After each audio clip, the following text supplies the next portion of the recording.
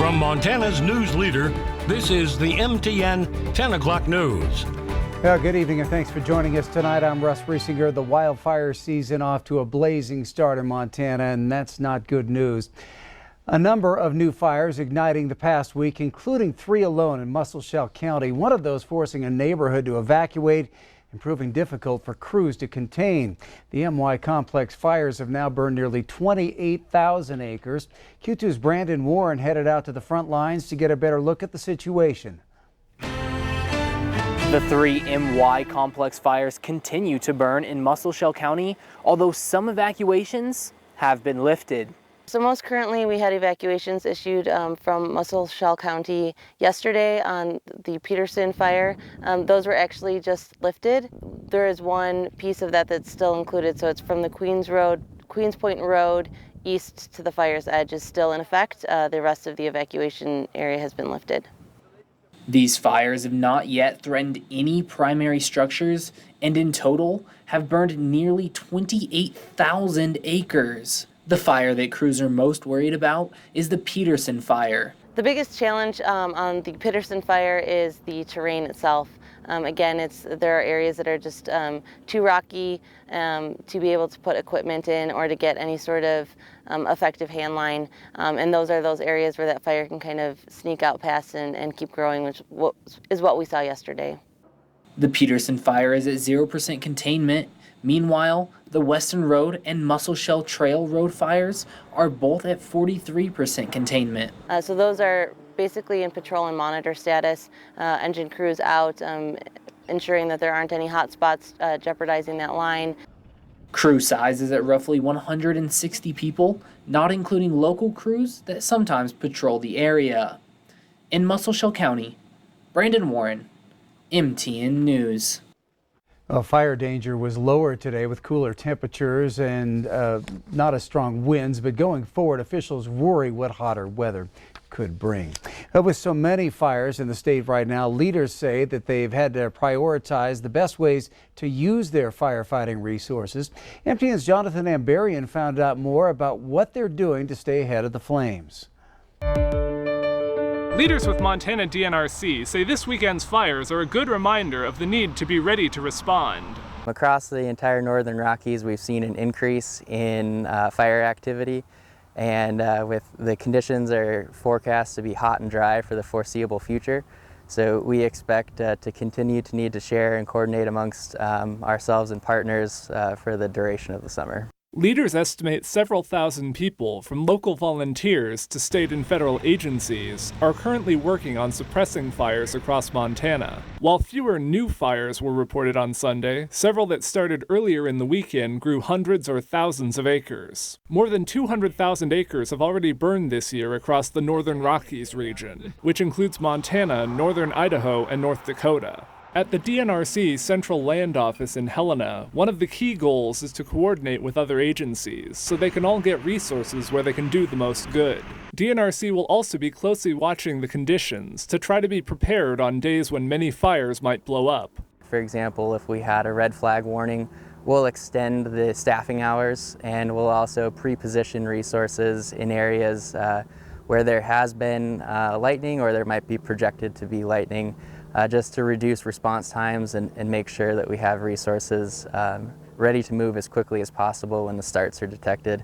Leaders say they are asking for assistance from out of state, but how quickly those resources arrive will depend on the fire situations in their regions. DNRC estimates the fuel conditions they're seeing now in the state would typically come several weeks later in the summer, and they're asking everyone to take those conditions seriously. We do have a significant number of fires that have been started by lightning, but we also have an uncomfortable number of fires that have been caused by humans, and so we ask that when the public is out and about recreating, that they do their part to help prevent wildfires in Montana. The Northern Rockies area remains at fire preparedness level 5, the highest level of concern. In Helena, Jonathan Ambarian, MTN News. DNRC says it will expand air detection patrols to look for signs of fire, and they're asking people to report if they see new columns of smoke. All right, now over to Chief Meteorologist Ed McIntosh. And if fires aren't enough to deal with, tomorrow's looking like it could be pretty active as far as severe weather goes. That's right. The good news part of that is maybe we can get some heavier rain out of it, Russ. But of course, the bad news is these storms often come with a lot of wind and lightning, and new fire starts are possible. The real bullseye in the yellow shaded areas, which includes Yellowstone County and Billings, extending down to around Cody and then all the way over towards South Dakota by tomorrow afternoon. We're going to start to see things develop with warmer temperatures in that big red shaded area. Shows we're going to have a lot of instability, that upward motion where the heat starts to build in during the day. So we're not going to see a big outbreak of storms, but rather these little clusters of storms, maybe in the Billings area around 3, 4 o'clock in the afternoon. We could even see a start and then push across the eastern plains. Of course, we're going to be tweaking those times as the forecast becomes a little clearer, but I'll have more details in a few minutes. Well, Billings is one step closer to moving City Hall to the Stillwater building in downtown Billings. The 200,000 square foot building is going for the price of $17 million. Q2's Mitch Legge joins us now with more. With a 10-1 vote on Monday night, the Billings City Council approved a buy-sell agreement to purchase the Stillwater building and turn it into a law and justice center. When the mayor officially signs the agreement, the city will have 60 days to do its diligence and find any problems that might make staff reconsider its decision. The asking price is $17 million, with an additional $10 million cost estimated to build out the space that's been mostly gutted. The agreement has been 7 years in the making, when a city facilities master plan identified the need for more room for city department offices. The majority of the cost would be paid for with an additional $20 million in the city's general fund, after the federal government reimbursed the city for some public safety expenses during the COVID-19 pandemic. If the city moves in, it would only take up 2 floors of the 5-story building. The Yellowstone County government currently occupies the 3rd floor. City staff said there's plans to try and lease out the unused space. The appraised value of the building came out to $13.5 million, and the asking price is $4 million higher than that appraised value. Even so, council members said the purchase would be a good long-term investment for the city. Is it literally just going to sit empty for years? I struggle with that, but I'm working very hard to look at this as an opportunity that we would not have had otherwise, but it's still $4 million. So I'm struggling with that. I'm going to support it. But I just really struggle with $4 million over the appraised price. Councilwoman Penny Ronning, who represents Ward 4, was the lone nay vote on the buy-sell agreement. She said that she supported the idea of the city purchasing the Stillwater building, but said the process didn't receive enough public comment. Reporting in Billings, Mitch Legge, MTN News. Well, the building's owned by Alaska-based WC Commercial LLC, who constructed the nearby parking garage and sky bridge that connects to the Stillwater building. Negotiations are still in progress over who will take ownership of the sky bridge. Several top city leaders and police chiefs from across the country joined President Biden at the White House today to discuss ways to reduce gun violence and crime. The American Rescue Plan provided around $350 billion to cities and states to help hire and train more police officers. Last month, President Biden laid out his plan to combat gun violence. It includes stemming the flow of illegal firearms and expanding summer programs and job opportunities for teens and young adults.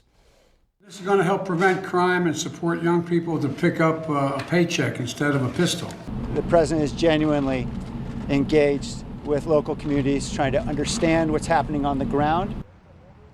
In a study of 24 major cities, homicides increased by 24% the first quarter of 2021 compared to the same time period last year.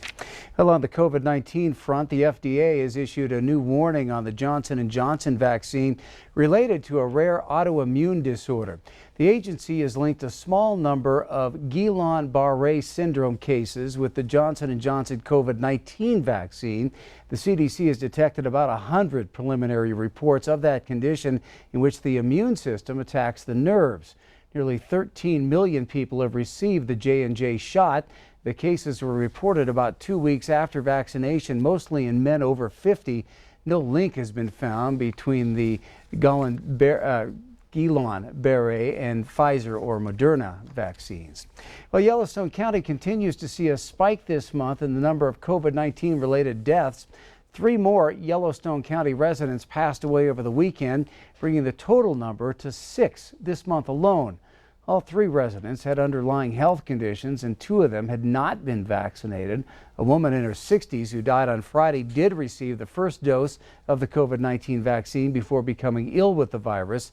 281 county residents have now passed away since the beginning of the pandemic. Big Sky Pride is back in Montana after a 1-year hiatus. That event kicked off yesterday in Helena, and area businesses are already showing their support.